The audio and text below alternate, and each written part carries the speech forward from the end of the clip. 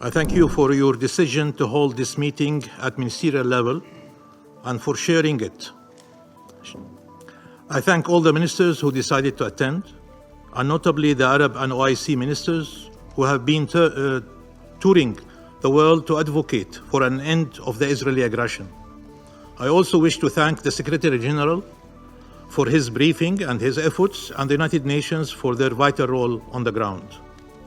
Mr. President, Khalid, a grandfather, held his 3-year-old granddaughter, Reem, smiling at her, kissing her, saying comforting words to her, opening her eyes repeatedly, calling her the soul of my soul, just before laying her and her 5-year-old brother, Tariq, to rest. So many lives turned into names on plastic bags, leaving this earth way too early and in the most brutal way. And so many shattered lives and bodies are yet to be given the chance to mourn and heal to the extent possible after such tragedies and pain. Anyone still not sure they are against what is happening or that it needs to end should check their humanity. Life in Gaza must prevail over those who aim to destroy it or uproot it. We thank Qatar and Egypt for their efforts that led to a truce. But a truce must become a ceasefire, a permanent ceasefire. The massacres cannot be allowed to resume. This is not a war. This is a carnage that nothing and no one can justify. It must be brought to an end. Mr. President, we had said early on that the humanitarian catastrophe cannot be prevented. People held captive cannot be released. Regional escalation cannot be avoided without a stop to the Israeli assault against the Palestinian people in Gaza. What we see now confirms what we have said then. Thousands of lives could have been spared. The momentum we are finally witnessing now must be sustained. Families must be reunited in life, not in death. The dire needs of our people in Gaza must be addressed throughout the Gaza Strip without further delay and constraints. People must be allowed to go back to their homes and start rebuilding their lives. The siege imposed by Israel must be lifted. Mr. President, over 15,000 Palestinians have been killed by Israel. Over 10,000 of them are women and children. They have been killed by Israel. They did not lose their lives. It was taken away. No one is safe in Gaza. Not the children, not the doctors, not the humanitarian personnel, not the journalists, not the UN staff. They were killed at an unprecedented pace in modern history. Nowhere is safe in Gaza. Not the north, not the south, not UN shelters, not schools, not hospitals, not ambulances, not homes, not streets, not mosques, not churches. People were being killed everywhere. International humanitarian law was enacted to protect these people and these places. And instead of being spared, they were targeted.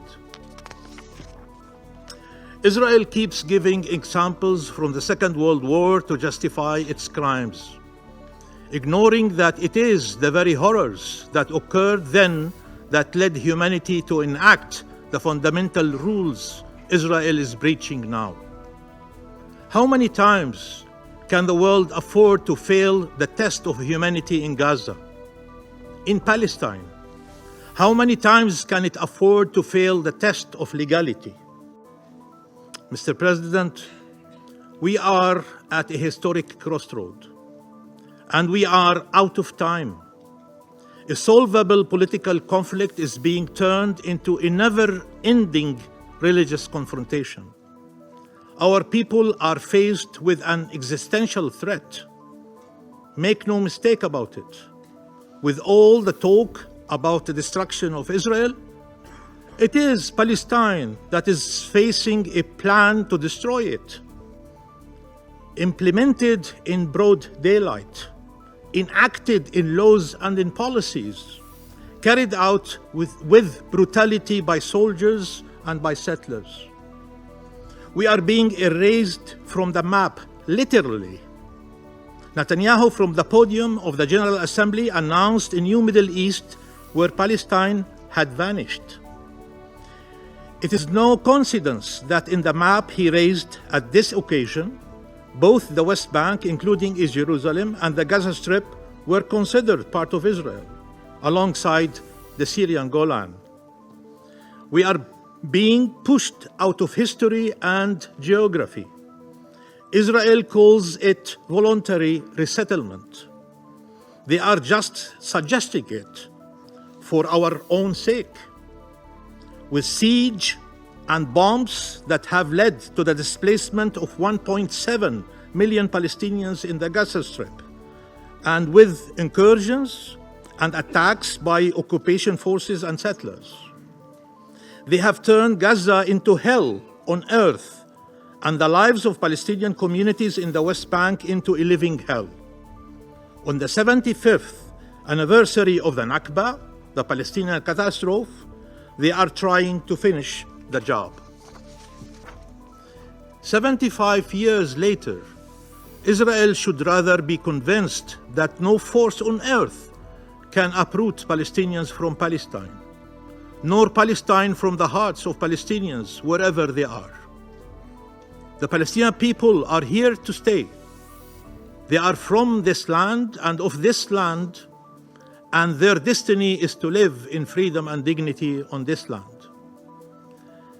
Isn't it time we found a way to live side by side? We don't even need to search that hard for that way. It is enshrined in international law and the relevant UN resolutions. The fulfillment of the Palestinian people's inalienable rights and two states living side by side in peace and security on the pre-1967 borders.